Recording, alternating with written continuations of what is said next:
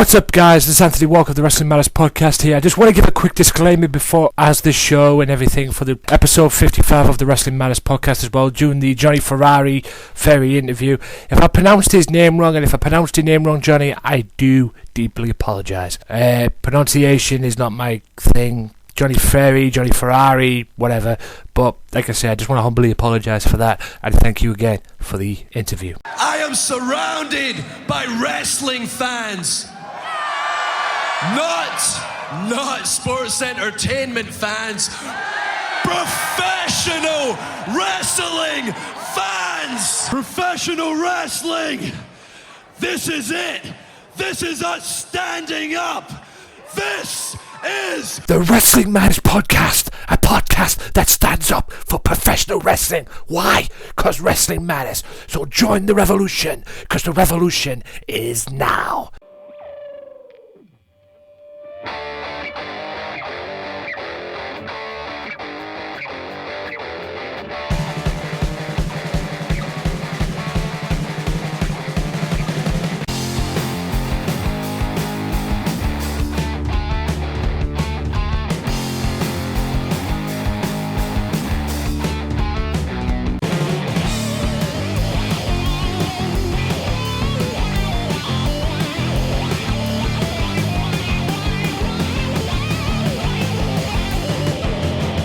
My lord, ladies and gentlemen, it's me, it's ZHEAD, back with episode 55 of the Wrestling Matters podcast. Today I bring you Raw, Smackdown, TNA, Ring of Honor, NXT review, as well as a few other things as well. Part 2 of the Jonny Ferrari interview as well. Hope you enjoyed last week's. Part 2 is today. And a little bit of announcement as well that I'm going to be doing. I've got a new series coming out. You know what? What better way to start off the Wrestling Matters podcast? Let's do the announcement now. But before I do that, a little quick promotion as well. Like I said many times, the official TWT on Twitter, Total Wrestling T-Side. Check them out, guys. They're coming in October, back end of October 30th, I believe it is, Halloween night. And I just found out yesterday, which I'll put these in the description as well, guys. Be sure to check them out. And also, go and like them on Facebook. Yes, they're on Facebook as well. Just bear with me here a little bit. Go and like them on Twitter. Go and like them on Facebook as well. And get ready for their show, because their show's coming here at the back end of October. Halloween night, to be precise. As well. It should be a good one. There we go. Follow these guys, like the page on Twitter, follow them on Twitter, and like them on Facebook at facebook.com/TWT Wrestling. That's right, TWT Wrestling. Go and like them, go and show your support. They're coming here. I really don't know what's on the show yet. They haven't got back in touch with me yet. Like I said, it's a long way to go. We're only in April, for Pete's sake. So we'll just take it from there and see where it goes. But other than that, be sure to check them out. 30th of the 10th, 15. It's on their Facebook page. Check it out at facebook.com/TWT Wrestling, as well as checking out the Twitter page as well at the official TWT. So, with that out the way, let me get to my announcement. Now, many of you people probably thinking, "Oh, I'm quitting the podcast. No, I'm not quitting the Wrestling Matters podcast. I've got 55 and I ain't done yet. I've decided, after doing a lot of thinking of what to do. You probably noticed today when I said the lineup for today's show, I didn't say ICW. Now, ICW have not uploaded any normal TV show things like the Friday Night Fight Club. Maybe that was a 5-show series which ended at Spacebar's, which is fine, very enjoyable. Go back to the previous episodes of the podcast to check them reviews out. But they have uploaded a few things as well this week, a few new things as well. There was a show in Nottingham which had Drew Galloway and Grado for the world title, the ICW World Championship, and also it had Boom Shakalaka from Liverpool as well, which had an awesome main event for that one as well. But so I've decided to do, you may have been noticing that I've done a little thing called Wrestling Matters Podcast Extra. Well, starting tomorrow, I'm going to be doing a little thing called the Wrestling Matters Podcast Extra Weekly. It's a new series Don't know how long it will last, but it's a new series. I don't know how long I'm going to plot this out yet, but like I said, it's a new series, Wrestling Matters Podcast Extra, and it's going to be dedicated entirely to ICW. And it starts tomorrow. This is out Monday, so it starts tomorrow, and it will be up at 5 p.m. UK time, which is around about 11 o'clock American time, somewhere around about that. So be sure to check it out. It'll be on 4 p.m. It'll be on YouTube, Podomatic, Stitch Radio, iTunes, Mixcloud, and eventually it'll be on SoundCloud as well. But I'm working on the SoundCloud side, so that'll be up and running very, very soon. So be sure to check that out. It'll be up there as well. And it starts tomorrow, like I said, with Baromania. That's right, I know it was a couple of weeks ago, or maybe even more, 3 weeks ago, but I've already done it. I've already thingied it. I've already recorded it and put it together. Just got to record it a little bit and edit it and shit, and it'll be up on Tuesday. So Tuesday we'll start with that. 1 week later, I will do the Nottingham show. I'll review the Nottingham show of that as well. Hopefully it'll be up this week anyway, but if not, it'll be up. It'll be definitely up this week. I don't know. I'm very sketchy of when or not I'm going to put it up, but hopefully it'll be up. The aim is this week, so check it out tomorrow, guys. I will post it, upload it, do whatever it is I can to get it over. And then 1 week later it'll be the Nottingham show. Then the week after that it'll be the Boom Shakalaka show. And then it will continue on and on and on. It might not be a weekly thing. It might be have to be fun. I think it depends. But it starts tomorrow. New series of the Wrestling Matters Podcast Extra, ICW. That's right, ICW shows. That's right, will be reviewed on that particular podcast. And if they do release another Friday Night Fight Club, don't worry, guys. I will bring that back onto this podcast, and I will review that on this podcast also. So, like I said, Raw, SmackDown, TNA, Ring of Honor, NXT, all still to come. Plus part 2 of the interview with Jonny Ferrari as well. But you know what? Let's get to the Raw main points. Right, ladies and gents, we'll get right into it. This is the Raw main talking points.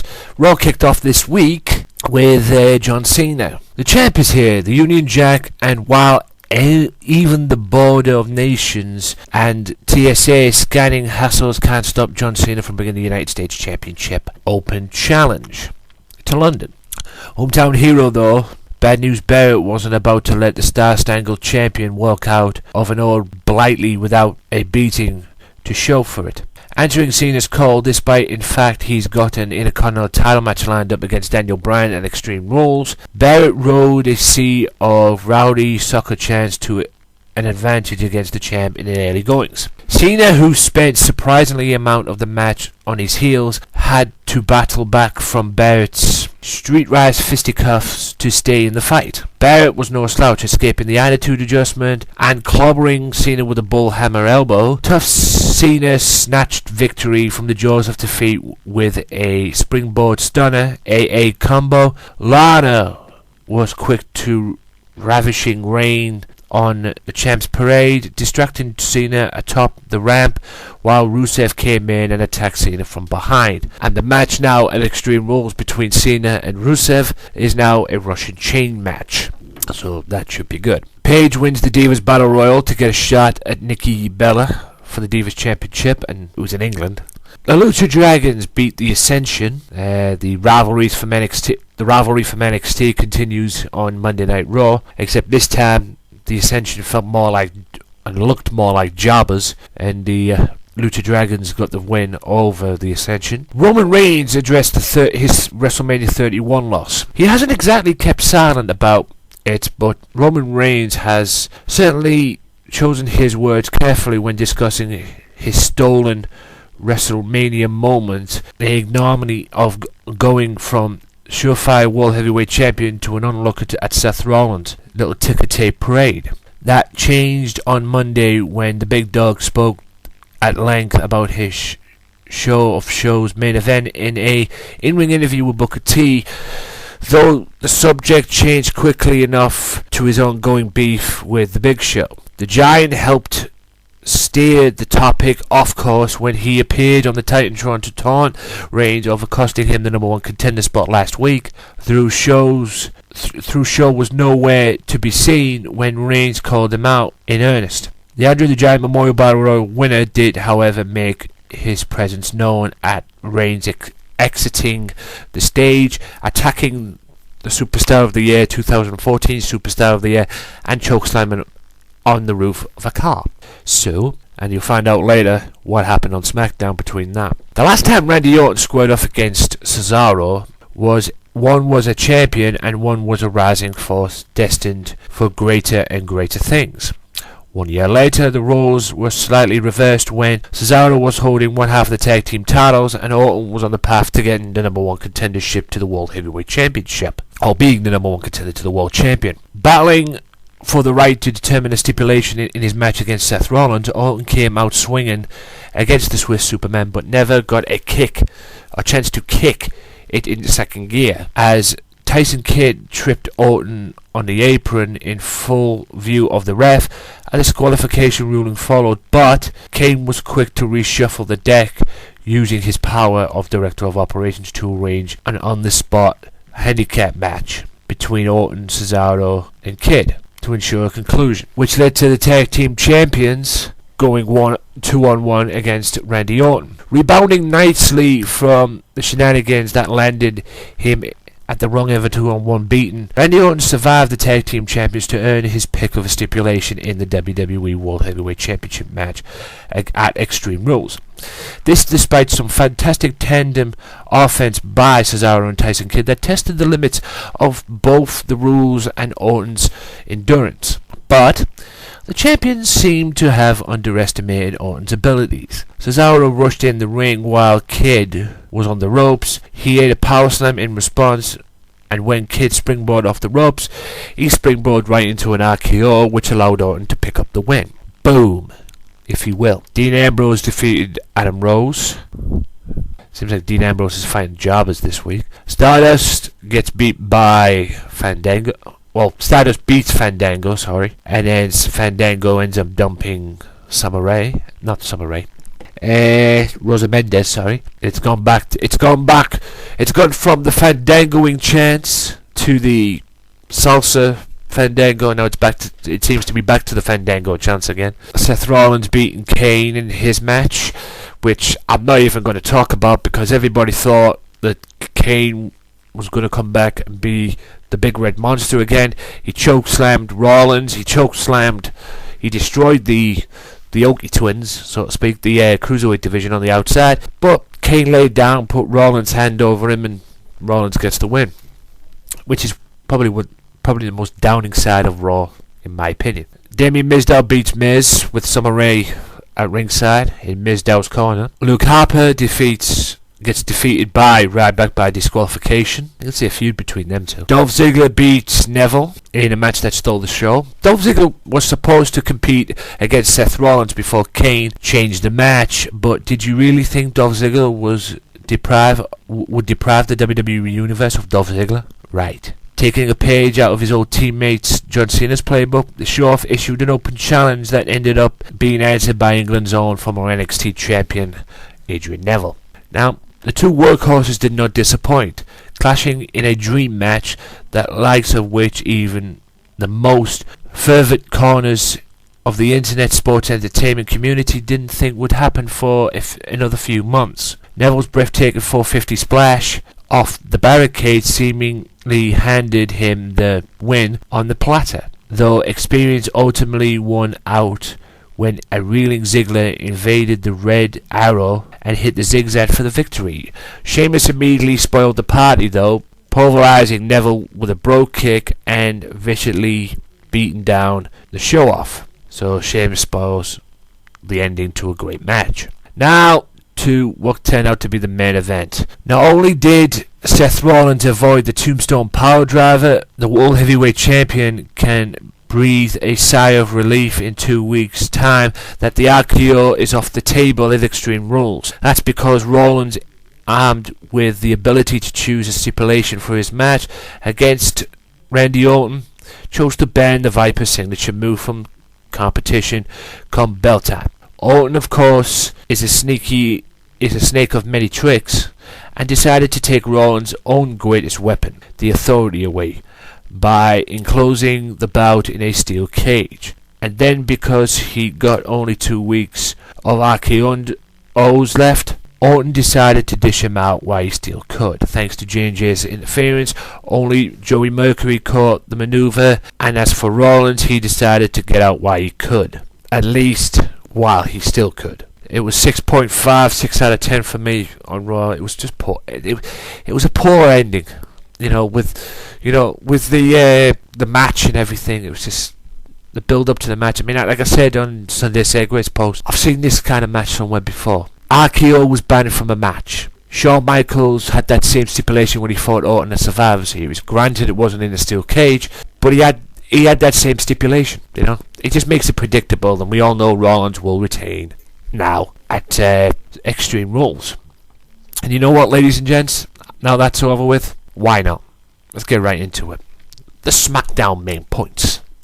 Let's bring these babies up. Let's get these going. The SmackDown main talking points. And it was a very unusual SmackDown this week. Kicked off though with the open challenge of John Cena, but that led to an All Champion showdown.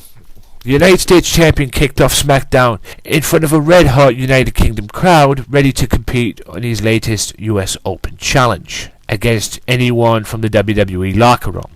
Tyson Kidd and Cesaro answered the call not to compete in a United States title match, but rather to drop some facts on the C Nation leader. Soon, Daniel Bryan arrived, proposing a huge All Champions Tag Team match for later in the evening, pitting the WWE Tag Team title holders against the team of the Intercontinental Champion and the US Champion. Now that's a main event. I'm not going to briefly talk about this. Bray Wyatt beats up R-Truth for the win and hits him with Sister Abigail. What is left for Bray Wyatt, man? Seriously. Bad News Barrett beats The Miz in 30 seconds. Just drops him in 30 seconds. Neville defeats Sheamus by disqualification. In a match requested by Neville, the man of that gravity forgot took Sheamus to the absolute limit, imposing a sensational half-flying attack against the larger foe.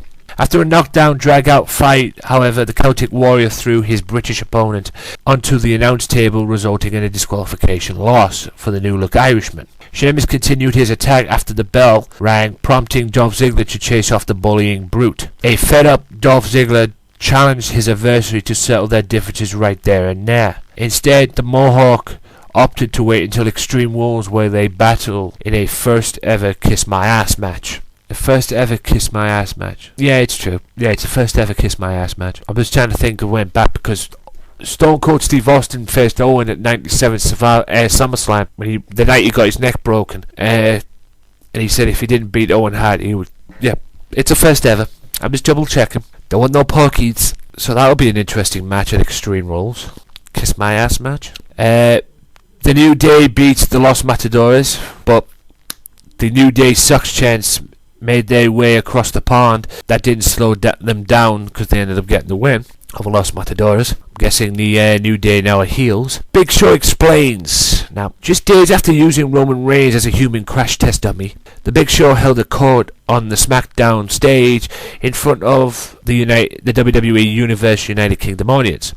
The Wedge Legend selfly announced that he will clash with the big dog Roman Reigns at Extreme Rules in a last man standing match. Cameron defeats Natalya, Alicia Fox in a triple threat match. Fandango beats Adam Rose and then dumps Rosa Mendes. On to the epic tag team main event. London's O2 Arena got a glimpse of WWE's most decorated superstars as both corners of the ring were full of champions in the SmackDown's main event, namely the Intercontinental Champion Daniel Bryan, the US Champion John Cena, and the WWE Tag Team Champions Tyson Kidd and Cesaro. Amid the financed clash, Natalya attempted to provide a distraction, but was inadvertently run into by her husband, sending the Queen of Hearts into Cesaro's arms. The Swiss Superman made a bid to break Daniel Bryan's yes lock on Tyson Kidd, but he was met with an attitude adjustment from John Cena, and the last graduate of the House of Heart, of the Heart Dungeon rather, tapped out. So, with that being said, guys, it's going to be interesting to see what happens on Raw this week. So, tune in. And I believe this coming week, well, as a matter of fact, I say this week, tonight rather, but it'd be interesting to see what happens. And I believe Extreme Rules is this Sunday. So, that'll be very interesting. Hopefully it's a good go-out show to Extreme Rules. But like I said, that's wishful thinking on our parts. So stay tuned after this, guys. I'll be back after this quick timeout, and I'll be bringing you, that's right, I'll be bringing you NXT results and reviews. So stay tuned after this. If you like the Wrestling Matters podcast, why not check out the Wrestling Matters podcast Facebook fan page at www.facebook.com/WM podcast. Wrestling Matters, wrestling fans. If you're a fan of the Wrestling Matters podcast, be sure to check out the Wrestling Matters podcast Twitter page at WM podcast for news, reviews, and upcoming episodes, and you will be let know on various other topics as well in the world of professional wrestling. So if you like the Wrestling Matters podcast, be sure to follow the Wrestling Matters podcast on Twitter at WM Podcast. Wrestling Matters, wrestling fans. Welcome back, ladies and gentlemen, to the Wrestling Matters podcast, and now it's time for the NXT review. Now, NXT kicked off this week with CJ Parker versus Solomon Crow. Now, Parker started off taking the fight to Crow until Crow quickly turns it around. Springboard clothesline takes Parker outside, then a dive from Crow had Parker rocking until he runs into a boot. That's Crow running into Parker's boot. Senton by CJ gets a near fall. CJ grounding Crow, slowing him down. That's what you got to do because he took the fight to him early on. Clothesline by Parker flattens Crow, and boy did it ever, turned him inside out. A leg strike gets a near fall, which was a scissor kick. Crow from the top splashes the leg of splashes the leg of Parker, and then a stretched muffler, as it was called, gets the win from Mr. Crow. Crow gets on the mic then and says, "Stay tuned for the real show. It's just beginning." Wonder what that means. Because we all know he wants a piece.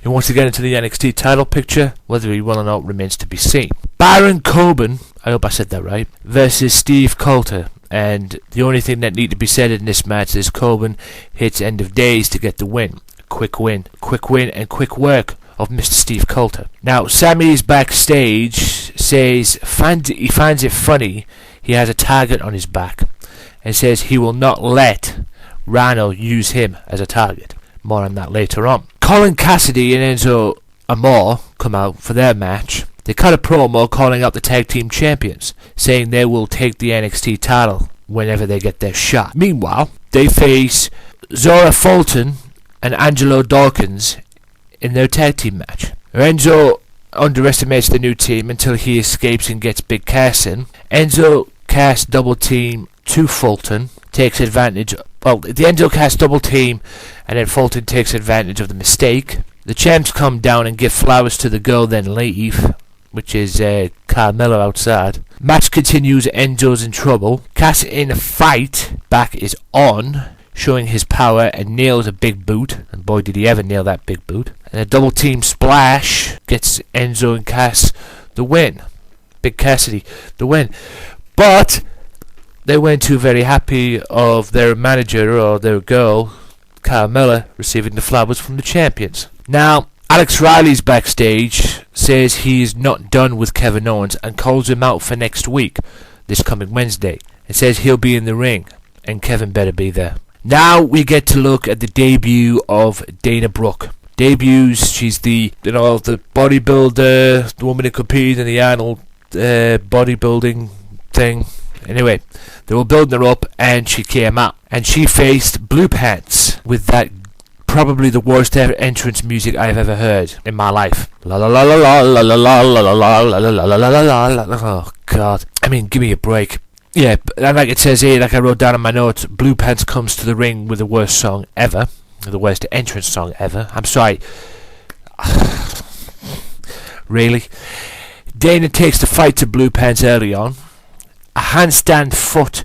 Now, normally when you do the foot in the corner, it stands, you just stand up and do what you've seen Kevin Nash do, and they stick their big foot right in their leg, and their big foot right in the throat and everything. She did it with a handstand, which was impressive. Then Blue Pants kicks her face off, but Dana manages to hit a DVD into a sit-out slam to get the win, which is basically the Chris Sabin finisher, but I think Sabin held the legs when he did it, but Dana didn't, and she gets the win. Now, ladies and gents, we get on to the main event. Sami Zayn versus Rhino. Now, power advantage to Rhino to start off. Zayn tries to wrestle Rhino. Rhino shoulder tackle rocks Zayn. Oh boy, did it ever. Zayn back to wrestling Rhino, but the quickness sends Rhino outside, which he did a scissor kick. Not a head scissor kick.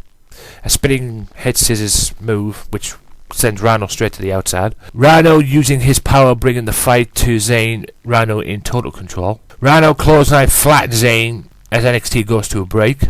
Back from the break, Rhino is controlling and grounding Sami Zayn. Sami Zayn manages to hit a crossbody, gets a near fall. Rhino using his power hits a spine buster and gets a near fall. Rhino in total control spears Zayn in the corner, hits another one, and then hits a third one, really rocking the ribs area of Sami Zayn, and gets a near fall from it as well. Zayn fights back, hits Blue Thunder powerbomb, but only gets a near fall. Rhino then counters, catches Zayn in mid-air after he was going to hit a crossbody, and then turned it into a TKO, but Rhino only manages to get a near fall. Sami Zayn, for some strange reason, ended up slapping Rhino, and Rhino just puts a beat down on him in the corner. Zayn knocks Rhino off the second rope, then hits a dive on the outside. Rhino was on top of on the second rope, about to do a jump, and then Zayn just clouts him. Rhino knocks to the outside, and then, as it says there, Sami Zayn dived on him. Rhino then back in the ring, hits a belly-to-belly suplex, goes for the goal, misses, hits the corner, and then Sami Zayn hits his finishing corner kick. Is it the Waveler kick or something? I don't know what it's called, but it's a corner kick where he just runs in the corner, sticks a boot right in the person's face, and then gets the win. And that was a great win for Sami Zayn. And it was a great show. 4.5 out of 5 or 4 out of 5 rating for me. It was in between 4.5 or 4 out of 5 for me. If I had to give it one rating, I would probably say 4 out of 5, to be honest. But yeah, it was a great win for Mr. Sami Zayn, and who knows what's next. All we know is this coming week on NXT, it's going to be a fight with Alex Riley and Kevin Owens, so that's something very much to look forward to. Now, you know what, guys? To hell with it. Let's not waste any more time. I will give you the main talking points of Total Non-Stop Action. Old TNA Wrestling. There we go. So, TNA started off this week. It was also the tag team match as well, qualifying matches and whatnot. Now, the qualifying tag team contest that started off TNA was with Hardys and the Revolution. Hardys, Matt and Jeff. The Revolution being James Storm and Koye. Great match. Led up to Jeff battles back when he attempted a twist of fate to Storm. The new man Koye both counter, but Jeff ducks and Storm nails Koye with the last call super kick. Matt finally secures a twist of fate. Sets up Koye, Swanton Bomb, gets the win. Hardy's advance on the tag team turmoil. And then on the outside, James Storm proceeds to beat the crap out of his partner, even though it was him that nailed Koye with the super kick, the last call super kick. So basically, it was I believe that was James Storm's fault for losing the match. But obviously, him being the leader of the Revolution, he's not going to see it that way, is he? Anyway, Hardys move on to Ultimate X. Now, next week on Impact, or this coming week on Impact, in fact, it's going to be Eric Young and Kurt Angle for the world title. Eric Young plods towards the ring. He declares that he is the man to be avoided, especially given the mood. He claims to be the number one contender and says he doesn't care how many people here has to get hurt to get his shot. Young referenced his attack on Lashley following the three-way title match last week. Kurt Angle interrupts. Eric Young goes on offense and says he sees a man that can be beat, a man that can be hurt. Angle says Eric Young is blinded by the championship and has turned into a lunatic. Angle confirms the title match for next week and asks Eric Young which version of himself he wishes to be. Angle says he wants to face the old Eric Young. Angle turns his back, providing Eric Young an opportunity to attack him. Young does not and walks away. We'll have to see what happens next week, but the match is on next week, or this coming week rather, for the TNA World Championship. Now, another qualifying match, which saw the BDC versus Rockstar Spud and Mr. Anderson. And that ended with a fury of clotheslines and back elbows. Mr. Anderson takes control of the match. Anderson tags Spud and throws him at Low Ki. Spud connects with a Hurricane Rana that sends Low Ki flying to the outside. Spud and Anderson look poised for a double team on King. A chair is slided into the ring. Anderson ejects the chair, which distracts the referee. Spud connects with the underdog to King. Spud makes the cover, but Low Ki lands on his back. With the Warriors away, King makes the pin and the BDC advance. And they will go on to Ultimate X later on in the evening. Now, another qualifying match. So, Tigre Uno and Jay Rios versus EC3 with Tyrus and ICW's TNA superstar and ICW superstar and member of the 55, Bram. Yes, you heard me correct. Immediately, Tigre Uno sends EC3 into retreat. However, EC3 ended up making the save as Rios comes off the ropes. EC3 hits him with the brace for a cheap shot. Bram connects with the brighter side of suffering, which is the Impaler DDT, and EC3 and Bram connect and go on to the match, the Ultimate X match, that is. Also, this coming week on Impact, it is announced that it will be Tyrone Terrell defending the Knockouts Championship against Awesome Kong. It's going to be something to look forward to. And some new divas are coming in next week as well. TKO will be coming in next week. Someone read about that. There was a promo for that, so be sure to check out this week. Another qualifying match for the Ultimate X saw Bromains versus the Dirty Heels. Dirty Heels being Austin Aries and Bobby Roode. Now this ends. Jesse screams, "This is my time," and he and Robbie E attempt a bro down. Roode pulls Robbie from the ring and Aries boxes Jesse's ears. Aries connects with a discus forearm. Jesse rolls to the outside and Aries connects with a suicide dive. Jesse's back in the ring and Roode whips Aries towards the corner. Aries connects with a running drop kick that flows into a spine buster, and from Roode, Aries flies off with 450 and the Dirty Heels advance. Post-match though, the Bromains imploded. DJZ attempts to make the save, but he is shoved away for his efforts as Jesse and Robbie E leave separately. Could this be the end of the Bromains? I hope so, to be fair. Backstage, Homicide attacks Kurt Angle in the parking lot. Their brawl spills into the arena. Homicide holds a chair to Kurt Angle's throat and drives the chair into the ring post. The crowd involved with a "Let's Go Angle" chant that is countered with the BDC chant. Angle slaps on the ankle lock and the rest of the BDC attack. MVP delivers the blackout kick. The Rising, Drew Galloway, Eli Drake, and Mika come to Angle's aid and leave Angle and MVP in the ring alone. As MVP is about to take a last shot with a chair, Eric Young intervenes. MVP back down, and Eric Young picks up the chair. When Angle rises, Eric Young drops the chair and retreats. What's going to happen next week with the championship match? We'll have to wait and see. Now for the main event, the TNA World Tag Team Championship match. The four teams brawl all over the ring at the opening bell.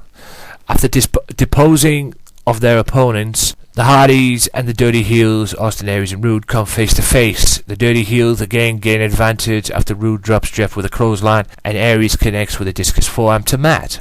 The BDC and EC3 and Bram make their way into the match. The BDC takes control of the Hardys as EC3 and Bram square off with the Dirty Heels. When the Hardys and the Dirty Heels are taken out, the BDC and EC3 and Bram. The BDC is sent to the outside where Tyrus attacks in the ring. Bram shoves EC3 and instructs him to climb the Ultimate X structure to retrieve the gold. EC3 refers his arm brace, arguing that it prevents him from climbing. He withdraws a ladder from beneath the ring. EC3 and Bram use the ladder to begin their ascent. The Hardys make the save, use the ladder to their advantage as a weapon to dismantle EC3 and Bram.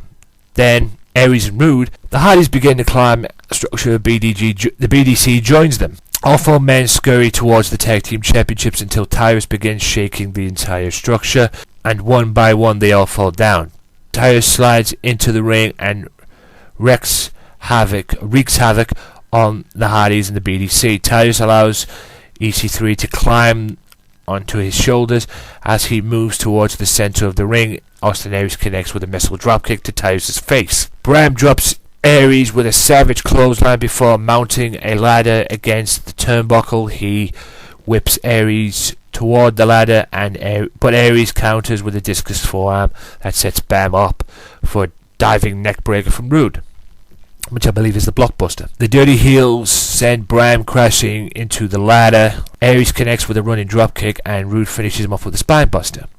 Rude climbs the structure and guides his hands along the wire with his feet on Aries' shoulders. Homicide interferes, taking out Rude and Aries. Matt Hardy catches Homicide with a side effect, and then E and Kenny King begin climbing the ladder.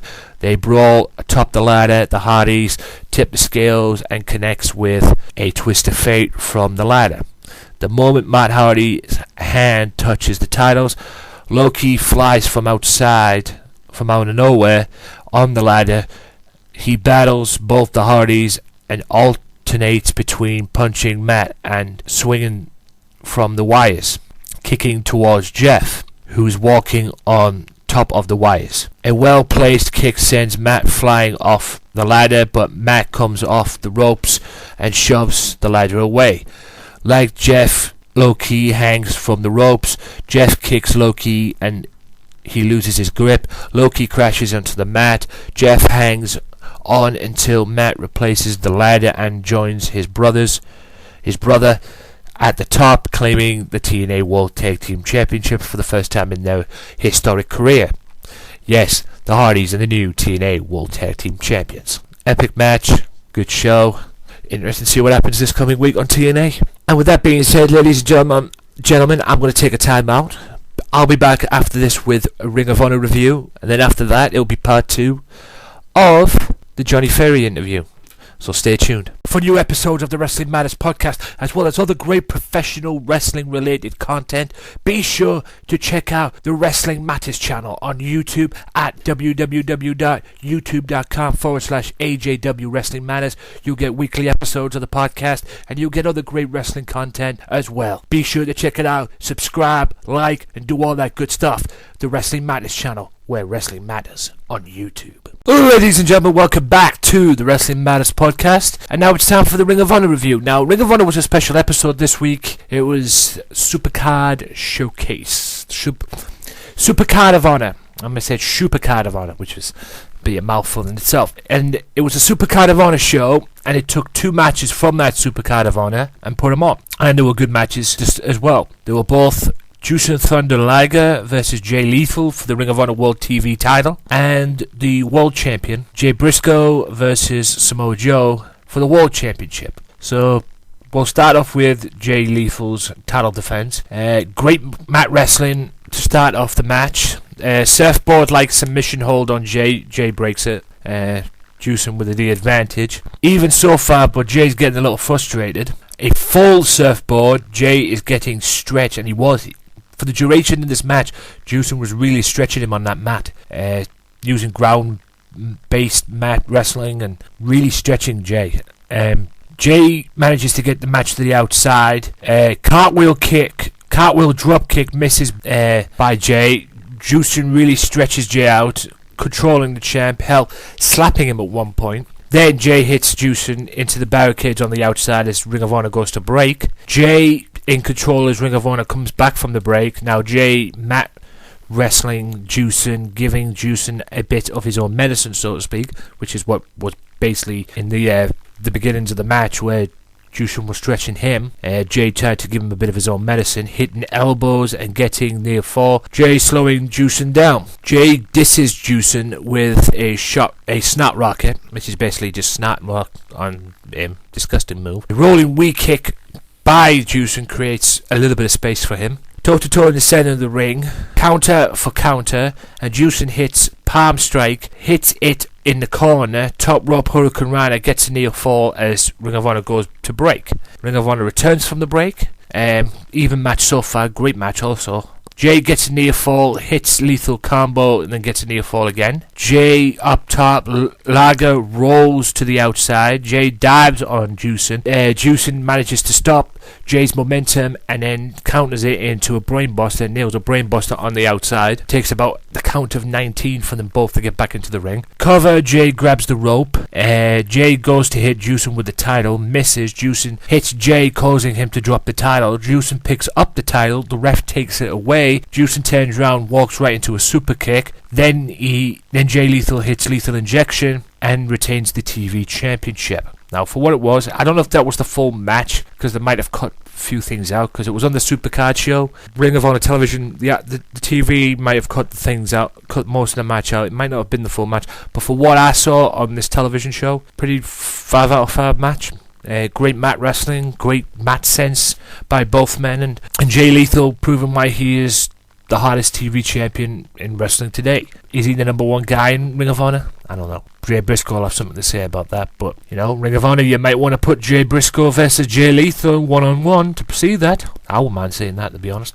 Jay Briscoe promo on the history with him and Joe, and says if Joe wants to take the World Championship, he will have to kill him. Jay planned on ending Juicing's career, which he didn't get done, but Jay says if Joe wants to take the championship, he'll have to kill him. Anyway, to the World Championship match. A feeling out process, ground-based mat wrestling to start off, very even. Hard-hitting stuff, Joe getting the advantage, takes a dropkick, then hitting an enziguri, went toe-to-toe, and then Joe takes a dropkick. Hard-hitting pace so far. Jay hits a suplex on Joe. It took him about 2 goes to get him up, but hey, Joe's a 300-pound guy, so Jay manages to get him over into the suplex. Jay grounding Joe and hitting boxing-like jabs, rocking Joe. Joe goes for a dive. Joe kicks him in the face. Joe throwing jabs of his own. Then classic Joe offense, which is the chop, leg drop combo, senton stuff. Just classic Joe offense. Physical match so far. Briscoe goes to the top. Joe goes to the top. Joe knocks him down and hits a dive as ROH goes to break. Back from the break, Joe's in control. Joe using Jay as a punching bag.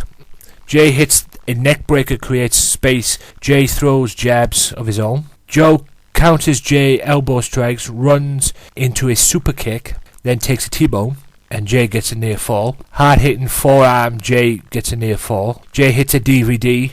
Jay gets a near fall. Jay looking for the Jay Driller. Joe counters, fight back, and hard-hitting offense gets a near fall. Toe-to-toe in the ring. Jay runs into a power slam, and Joe gets a near fall. Power bomb, submission, STF, combo, crossface. You know, classic Joe submission combination stuff, just stretching the champion. Toe-to-toe again in the middle of the ring. It's great stuff to watch. A knee to the chest. Jay gets out of the way. Jay runs into the corner. Takes the Samoa Joe slam that he does in the corner, which is like a Uranagi slam there. Joe sets him up for the muscle buster. Jay counters, hangs Joe across the top rope. A sunset flip move is rolled through, and then Jay hits the Jay Driller and retains. And at the end of the match, they both shake hands out of respect. So, for what Ring of Honor was this week, guys, I really enjoyed it. Thoroughly enjoyed it. 5 out of 5. Next week on the show, ACH will go one-on-one with Michael Elgin in the main event. So that's something to look very much looking forward to, because when ACH is in town, you know there's a great match on the horizon. But with other than that, 5 out of 5, and I'll look forward to next week's Ring of Honor show, or this coming week's Ring of Honor show. Other than that, ladies and gentlemen, be sure to check out the Supercard of Honor show as well. All the titles are on the line. I'm going to check it out as well at some point, so yeah, if you haven't seen it, go and find it. But with that being said, ladies and gents, I will be back after this with part 2 of my interview with the Poker King, Jonny Ferrari. Well, Poker King turned wrestling manager, Jonny Ferrari. And that will be after this, so stay tuned. Be sure to listen to the Wrestling Matters podcast each and every Monday, only on Mixcloud, iTunes, Stitcher Radio, YouTube, Podomatic, and SoundCloud. Wrestling Matters, wrestling fans, we talk about Monday Night Raw, we shoot the breeze, we pipe bomb, and we tell it like it is. Tune in each and every Monday for the Wrestling Matters podcast, where wrestling matters. This is Jonny Ferrari.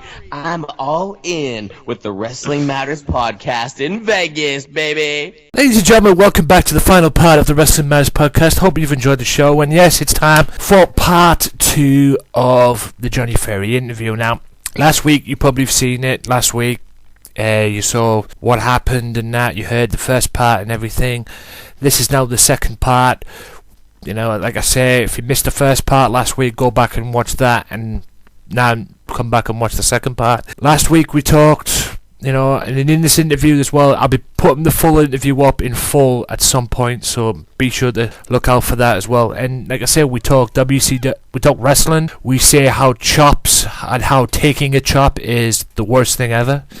I know, because I've took one myself, and apparently he's took a few as well, so like I say, he tells it all in this. We talk about Tommy Dreamer, and we talk about the old WWE ECW as well, and how that went from being probably the coolest brand around to being a total clusterfuck. And he talks about EC3 and various other things, and various other topics as well. So this is part 2 of my Jonny Ferrari interview. Sit back, relax, and enjoy. Right, back to the wrestling side. How did it come about to a point where you end up getting managed, or getting mentored rather, by the one and only legendary Jimmy Hart?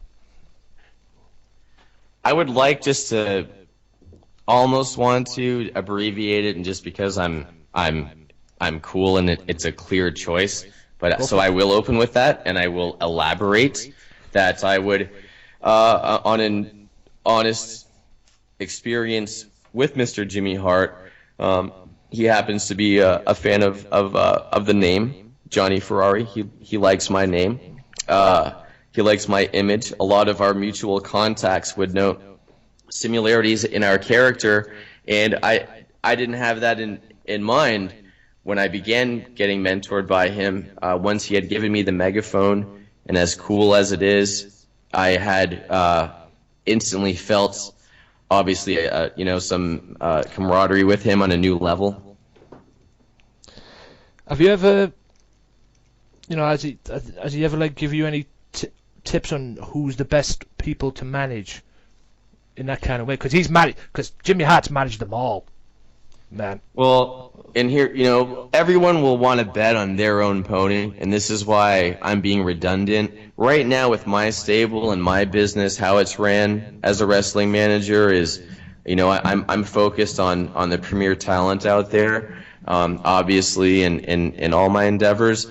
But Ethan Carter III is almost like a private practice client at this time, and that's how Jimmy Hart is in contemporary times and present times with Hulk Hogan, with the Hulkster. He doesn't go out with anyone other than I'm not saying I'm not going to manage anyone but Ethan, but for instance, that's one thing from Jimmy Hart's playbook. If you look at my awesome best outfit in the history of pro wrestling for real, not even to be egotistical, it's a fact. Everyone complimented me all day. Even Matt Hardy's the best thing I ever saw. Was my outfit from Omega, which has EC3's face on the back, Ethan Carter III on my cool vest. That's a spin. Jimmy did send me a white jacket in his traditional look, which I've done a couple events in tribute for him. And then I took my own look with the Jonny Ferrari vest and all my cool trinkets and whatnot. And it's all customized up with EC3 as Jimmy Hart would do for Hogan, and that's something directly from his teachings, which I appreciate. Yeah. What was it like to win the United States Poker Championship? It was a little surreal. Because I'm greedy. I want something right away. If I win something and I couldn't. It wasn't monetary. I couldn't spend it unless I would do a Raging Bull, and I'll be so bottom in my life I'll have to go pawn it to stay alive with a slice of pizza, and for 6-pack I'll be a drunken loser in Skid Row. But at that at that time, there's nothing I could do with it. It's just like, okay, oh, cool. Here's this U.S. poker bracelet, and then it changed. It was life changing. I would get start getting flown out places, doing appearances, and more so, it brought credibility to my name and to my vocation. And honestly, I didn't understand or even really care about how, if you will, how important that was to the career that I didn't even know was a career. There was a long time where I looked at poker like an affliction, where I never really had an issue where I would spend too much, but just too much time. I wasn't sure if this is something I wanted to define me, because it gets to a point where, like, what does money really matter? I have, I'm just kind of like a regular guy in a way. I like just, having pints at the pub and enjoying simple stuff. There's only so much Vegas life I can take. You know what I mean? So, with that being said, your heart and your desires go away from monetary things once you've had it all. Like a lot of guys, I have nothing compared to a lot of people, but you know what I mean? Like, in a way, I have it all. Are you aware of the UK wrestling scene? I am waiting to be important enough. Maybe you can help me. Get someone to fly me out, and like EC3 will probably do me a favor and take his unobtainable fees just to do me a favor to get me some exposure out there, and we can come out as a duo. So attention, all promoters, get the Ferrari EC3 experience at your promotion, at your indie. I was going to say, if EC3's coming over, I would imagine he'd be coming over with TNA and that. I was going to say, jump on board. See if we can get some gigs there. I would take it. I would take it in a second. I bet you would. Jump on. It says you arranged several events, including the National Poker Tour and the World Series of Poker, for televised tournaments. What was it like to organise them? Let me be honest with you, and this is where I have strengths and weaknesses that I don't even know about. I don't even really have a title for doing that, or set out to do that sort of stuff. It's just I have a brain for it, and my experience, my practical experiences have led me to it. For instance, in managing, more recently, I just set up an event for EY where I'm going to be managing him in New Jersey, and I wasn't even actively really promoting that or doing anything, just how it just came to me as an opportunity. X, Y, and Z, once the dots and I's crossed here. And that's exactly how it happened with National Poker Tour as well. I was just kind of, I think because they wanted someone with a little bit of player insight, and I took some of the company money, and I let the guys, the upper echelon talent, spend it on prostitutes. It's one way to spend the money. Hey, you've seen Wolf of Wall Street. It's a recipe for success. Hello. Okay, hey, I'm not going to argue with you. Right. As well, you appeared in Omega. What's your role in there? I mean, you obviously a manager. Do you have like a role backstage or something? I would like to have more of a role backstage. I have a role. I would like the official role of representing Omega in terms of a branch in Vegas. I think it's a wonderful promotion. It could hold its own against anything in the world. I mean, we're talking Jeff Hardy was just crown champion. He is the freaking brainchild of it. So along with Matt Hardy and Hurricane Shane Helms. So working with that team, it just really inspires me. I see a lot of mediocre wrestling out there, and even not so.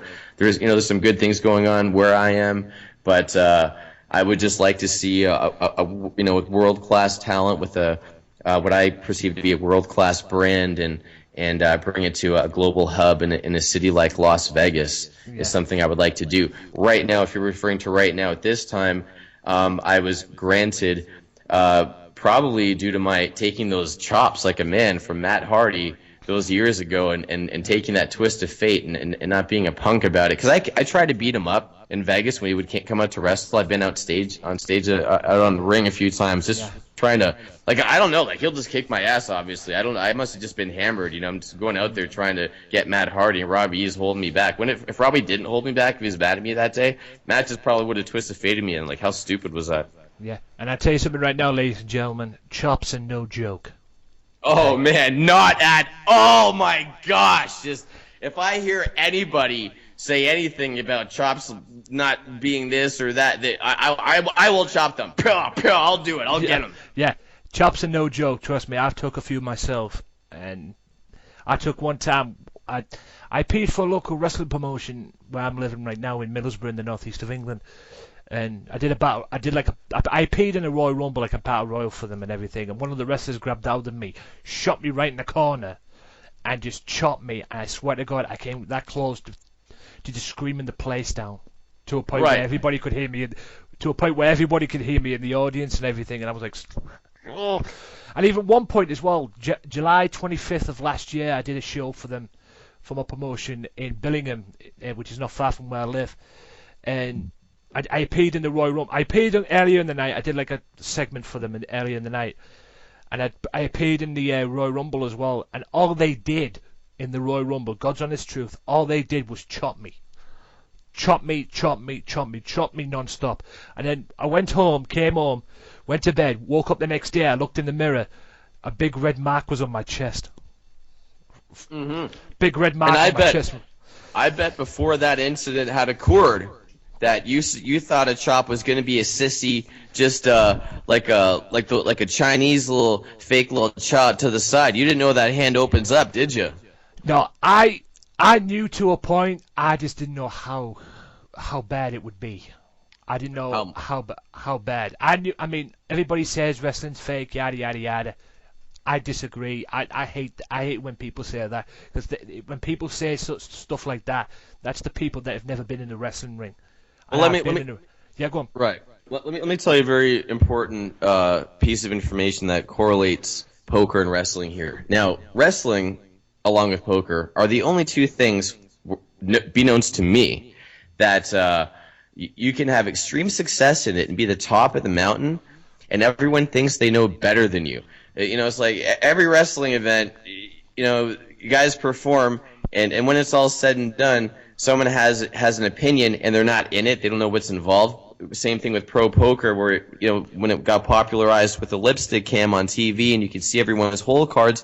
Yeah. Well, when everyone's watching, it's not, when you watch poker, it's not about anything beyond really, you want to learn from it, but just how everyone is very critical when in the real world they really wouldn't know any better. It's just kind of like, it's in poker, I don't like it. In wrestling, it's fine. I do that. I like picking apart all wrestling and saying that sucks. I could have did way better. Why did they take his mask off? I like saying everyone's wrong but me. It's my favorite thing. But just somehow in poker, not my favorite thing, but up there. In poker, you should really be looking at the dude's hand, and it maybe it's a little bit boring, but that's the magic of looking in and getting to the psyche of the $1 million winner, because you know what he's doing at that time. You're playing real God with that camera being there. So I think you're abusing your power and belittling it by just squandering it on that capacity. Yeah.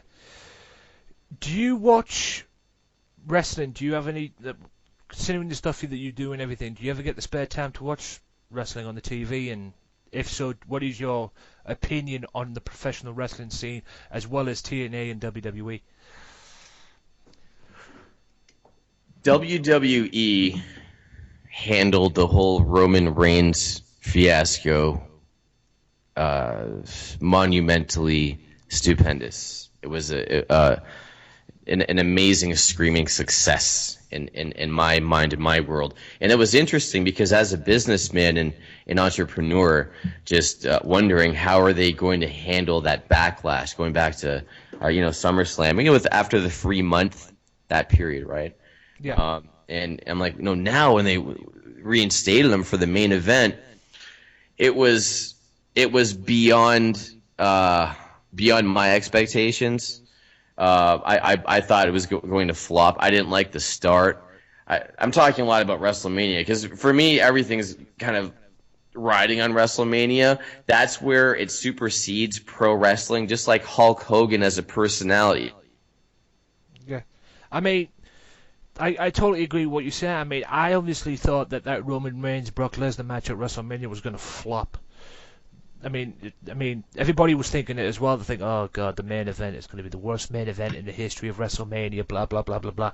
And then WrestleMania comes around, you watch it, and it was actually really really good. Right. Considering it was actually really good, and then to add Seth Rollins into it, the way they did when he cashed in the briefcase and won the belt and basically ran off with it, and that it was a really, in my opinion, it was a really really good WrestleMania, top to bottom. I would say I would take it a notch far. I would concur and take it a notch farther, in my opinion, and say one of the best ever. Oh yeah, I don't know if. I would say it's one of the best ever. If not, maybe even arguably the best. Yeah, We're talking when we talk about DX out there and finishing the Monday Night Wars all the way in the future here, and blah blah blah, and all these new stars and their ability, just the sheer.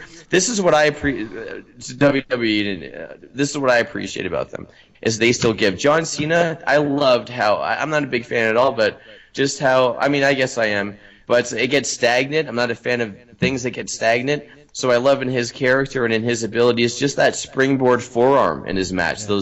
He strives just to change. So overall, as a brand and the talent and him being U.S. champion, a thumbs up, thumbs up. Yeah. I mean, I think it was. I don't know if it was at WrestleMania. I mean, I saw something from John Cena I couldn't believe. I don't know if it was WrestleMania on Raw. He did this at one point in the match. Correct me if I'm wrong, but didn't he do a springboard stunner? What was that, Cena? I'm pretty sure Cena did a springboard stunner in a match. I'm pretty sure. I have to go. I have to look back on. That was. I could be wrong. I thought that was a still impressive, a springboard forearm. That's what I thought. I don't know if he did two springboard things. The stunner is cooler. Maybe I missed it. Yeah, I'll have to double check that. I mean, I could have swore he did it, but yeah, I mean, he's been took out of the main event spot now, and now he's the current US champion. And hey, I don't care what all the haters say. I respect Cena. Oh, I respect him to death. He's the greatest, U.S. champion. I would say he all the way. He's the poster boy for that. And I forgot 11 years ago, he won his first title, and it was the U.S. Championship at WrestleMania. Yeah, that's cool. I was going to say when he beat the Big Show, so 11 years later he's won it again. So I mean, I actually forgot about that. Yeah, WrestleMania 20 in New York City. What does the future hold for Jonny Ferrari? Success in terms of taking my poker persona and doing some fun and new inventive things with it. Winning obviously is what I want to do. So that I cannot control. What I can plan on is some more projects such as FerrariPoker.com, working with poker rooms, doing a lot of more appearances, getting out there. I want to bring some new light to Cyprus and some places that are doing some really awesome things with poker that otherwise people would probably not consider taking a vacation to. In pro wrestling, I like it wouldn't even be applicable if I said go to the top. So I'm just gonna say stay at the top. Right? Yeah. Yeah. I'm just gonna stay at the top, man. I just want to stay at the top. Yep. Once you get to the top, when you work your way up, once you get there, you want to stay there for as long as you can. Belts, forever. Belts, championship belts, managing champions I've only ever managed champion pedigree talent, so I can guarantee you that Ethan is gonna have some gold soon under my management, and with or without, he doesn't need it. I mean, he's undefeated. He's one of the greatest ever and the greatest out there right now.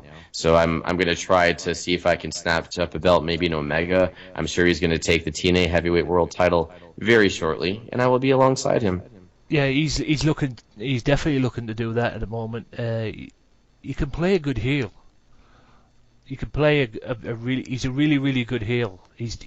I mean, everybody knows him from NXT and WWE and all that to Fallout, but since he's come to TNA and everything, he's really has established himself as a really, really good talent and a really good heel as well.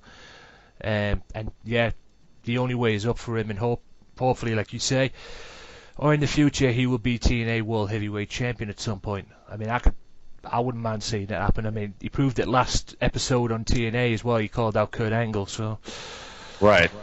him and is it Tyrus to WWE fans, Brodus Clay as well. I mean, I saw that episode. Everybody was calling out Kurt Angle, and he happened to be one of them.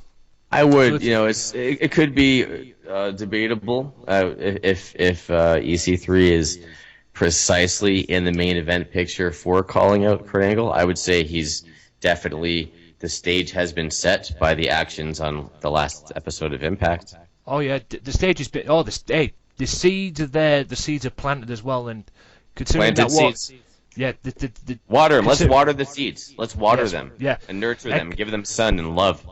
And considering the fact that he had a hell of a match with Rockstar Spud, the hair versus hair match as well. Rockstar Spud is hitting me up. He's in Las Vegas right now. Do you think I should hang out with him, like give him a shot and see if he's cool? What do you think? I would give him a shot. I mean, never judge a book by its cover. Mm-hmm. Never doubt somebody until you actually meet that person first.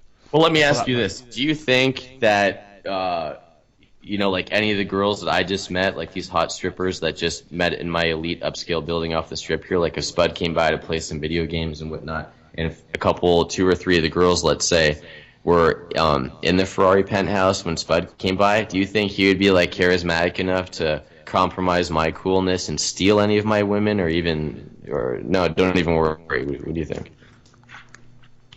I think I'll let you decide on that one. I think I'll let you decide on that one.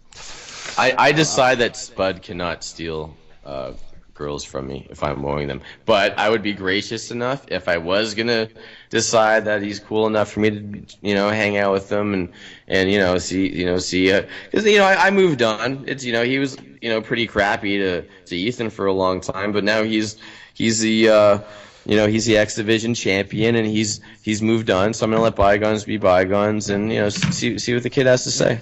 Yeah, he reminds me of Spike Dudley. I mean, since he had the haircut from Ethan, and then the next week he comes out and cashes in his Feast of Fire briefcase and everything, and then wins the belt from Low Key.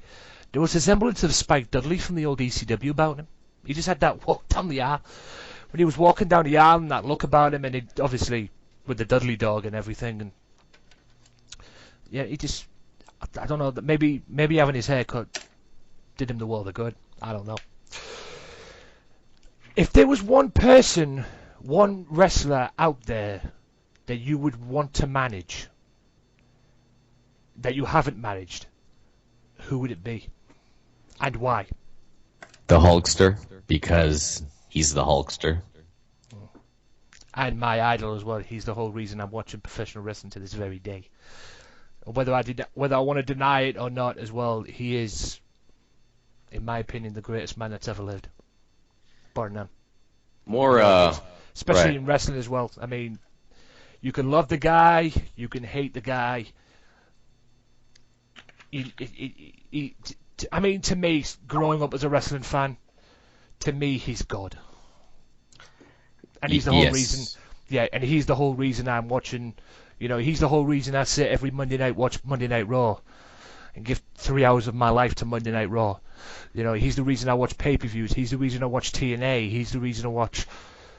He's probably one of the reasons why I do a podcast as well. I mean, although there's other stuff as well and other people that I can thank as well for what I've done on the podcast and everything. But if it wasn't for Hulk Hogan, I wouldn't be watching wrestling. Period. Simple as that. Do you know Hulk Hogan has an awesome club in Tampa? It's called Hogan's Beach, and Jimmy hangs out there all the time. I don't know if this is well known out there. There's even a parking freaking sign beside the spot next to the place for Jimmy Hart. Like that's how much the man is literally there. Whenever I go to Tampa, if I want to see Jimmy, I'll just go, "Hey Johnny, how's it going?" Like he's always there eating his beans and enjoying the view. Yeah, I mean, you talk about going back to what you were saying about WrestleMania and everything about marking out with DX and the NWO. I didn't think anything could top the mark out moment I had at last year's WrestleMania 30 With the beer. With Hogan and Austin and The Rock in the same ring at the same time.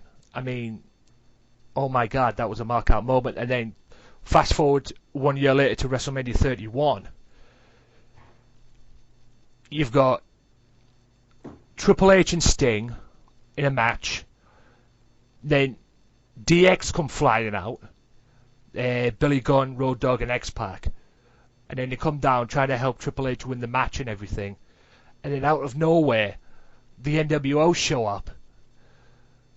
And you're like, holy shit. I mean, I couldn't believe it. I was marking out big time. And then top it all off, Shawn Michaels comes in and super kicks Sting out of nowhere. It's like DX versus the NWO. And like you clearly say, it's like they finished the Monday Night Wars off there and then.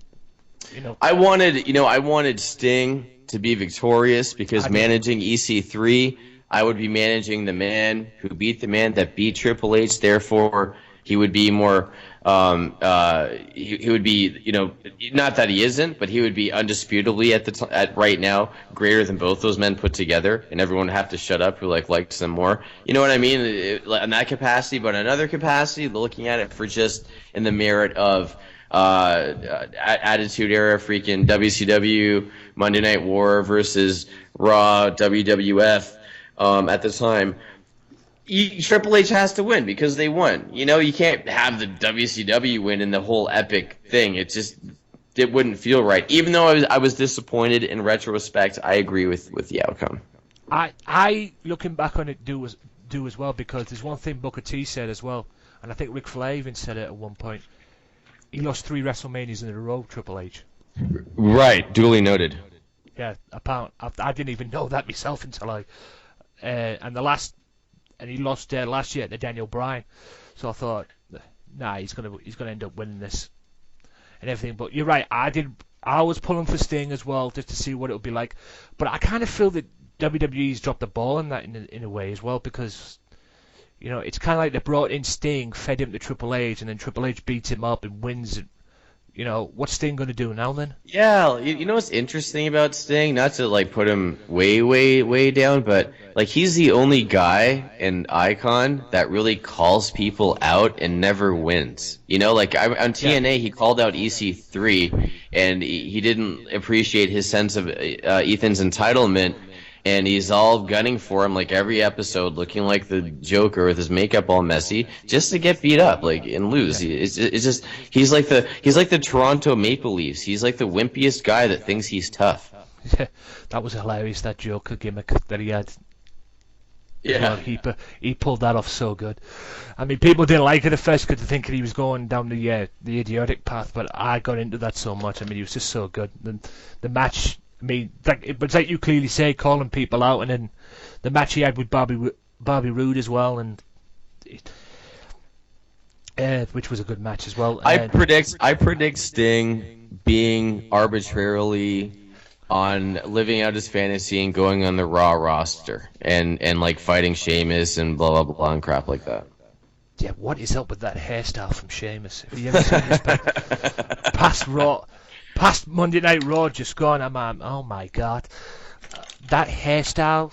I mean, as we're recording this, guys, Raw just ended. It's Wednesday, April 1st, as we're recording this, guys, and I'm just going back to what happened on Raw when Sheamus' return and everything, and that hairstyle. He looks like a chicken, or one of them hens, animals. Good grief, the mohawk. It just does not suit him one bit. At all, but like you said, it would be interesting to see where Sting goes now and what the future holds. And I mean, he was trying to answer that on the network until he dropped Bo Dallas. Bo Dallas interrupted him and he dropped him with a Scorpion Death Drop. But if you had to pick a match, if you were a booker for WWE, I'll end this interview on this. If you were a booker for WWE, and you could pick one match that you would want to see Sting, or one opponent that you want to see Sting wrestle. He's wrestled Triple H. If there was one person that you would want to see Sting wrestle in WWE, and you think, yeah, I'll put him with that and everything, who would it be?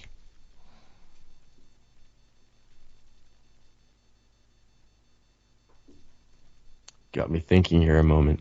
Kind of I got a few names, a few apparitions, a few silhouettes in the finish line of my mind. Yeah. I would have to settle on Taker. I think everyone would.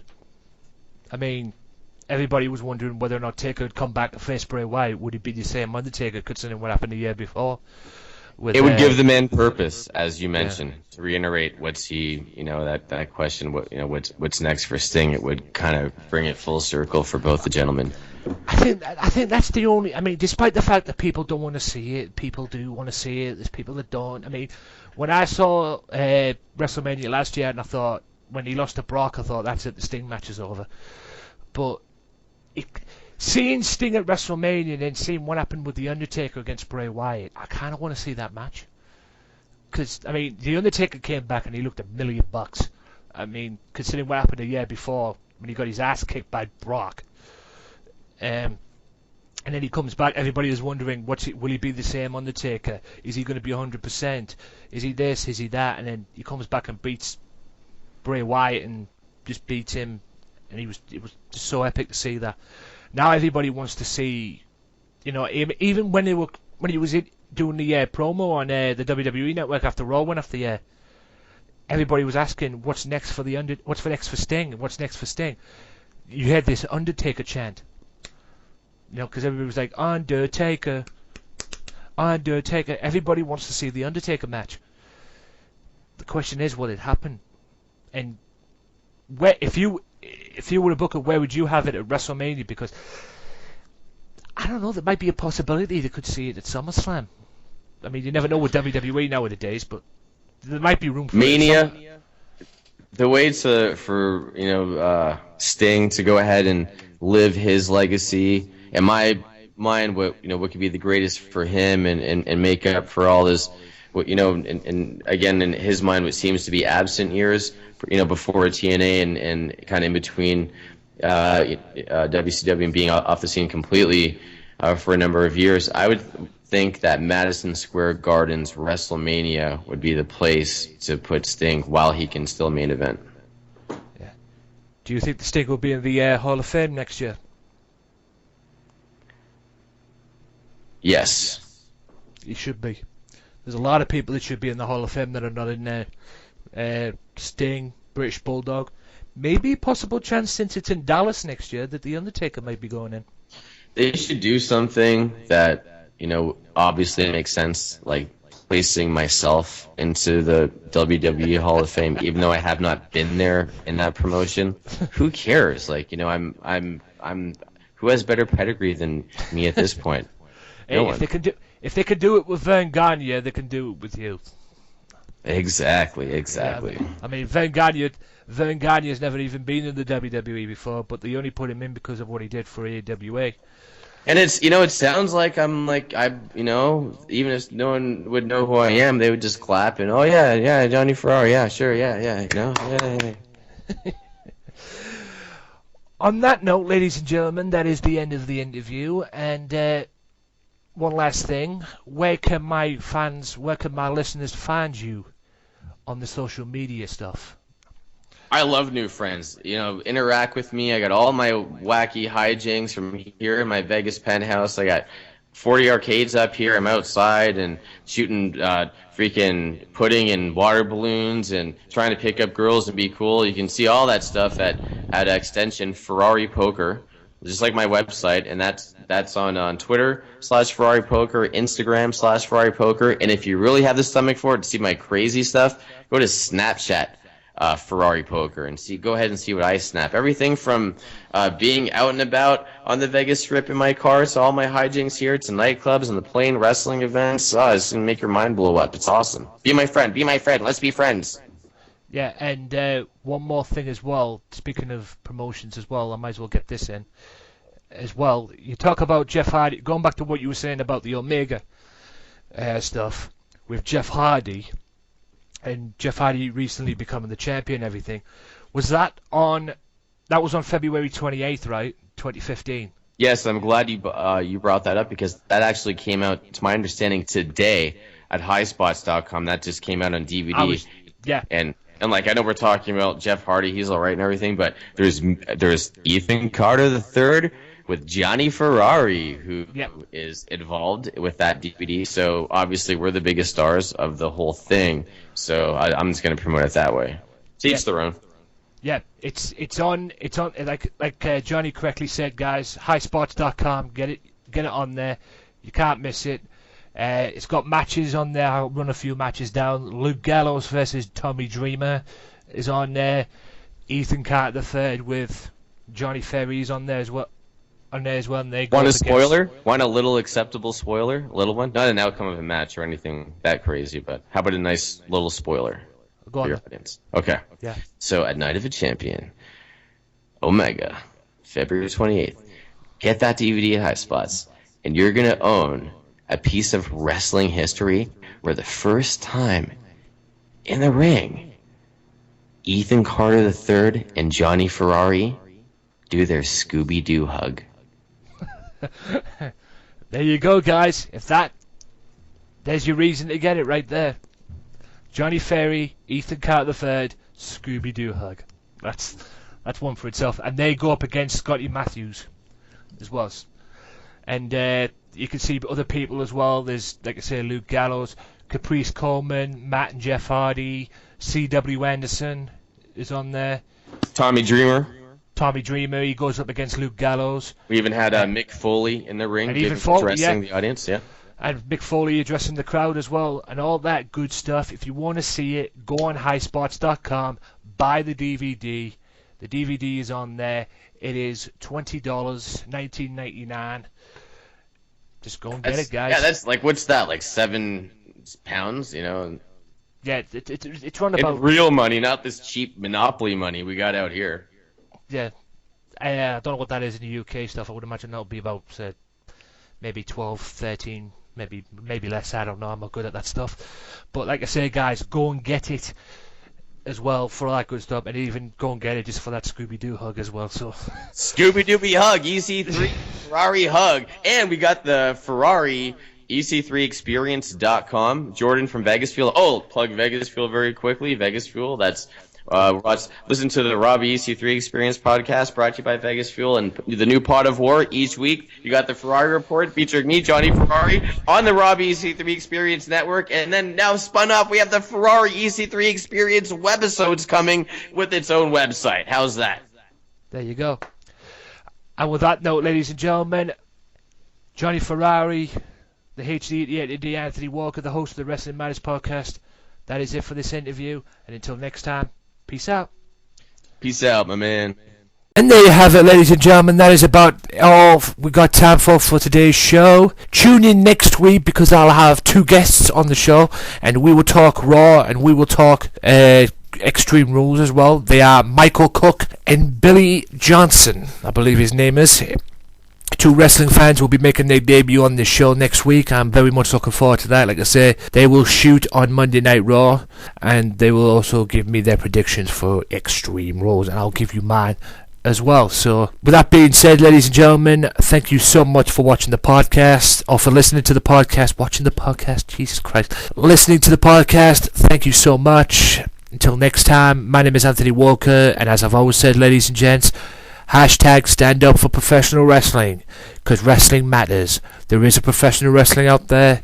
The revolution has arrived here on the podcast. This is a podcast that stands up for that professional wrestling as well, because there is a professional wrestling out there. So stand up for it, and stand up for the podcast that allows you to be real.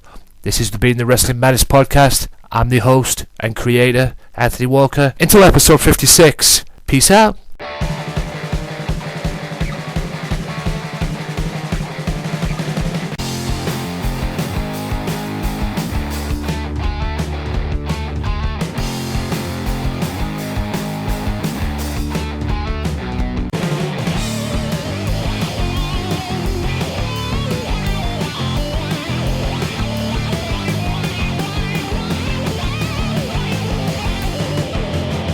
What's up, guys? This is Anthony Walker of the Wrestling Matters podcast here. I just want to give a quick disclaimer before, as the show and everything, for the episode 55 of the Wrestling Matters podcast as well, during the Jonny Ferrari interview.